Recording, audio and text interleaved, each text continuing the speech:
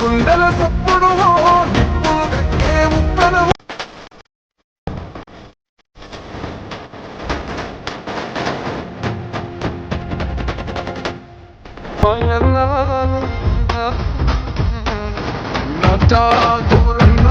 పేరులే మానవా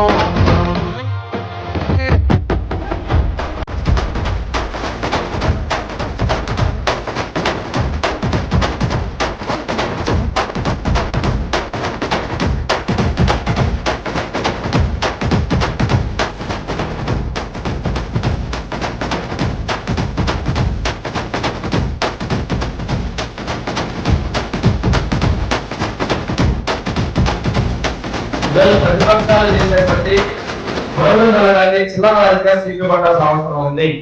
వాళ్ళందరూ వాళ్ళే సృష్టిస్తున్నారు. ఆడవాళ్ళ పెట్టుల మీద వాళ్ళకి పెట్టే కేసులు కావచ్చు. మనలో వచ్చే జాతీయ క్రైమ్ బ్యూరో రికార్డు ప్రకారం ఆంధ్రప్రదేశ్ రాష్ట్రం 2023లో అత్యధికంగా కేసులు ఉన్నాయి. ఈ రోజు విశాఖపట్నం నగరంలో ఆడవాళ్ళ కోసం అత్యంత సేఫెస్ట్ సిటీగా భారతదేశంలోనే అవార్డు వచ్చింది. అంటే ఆ ప్రభుత్వానికి ఈ ప్రభుత్వానికి తేడా.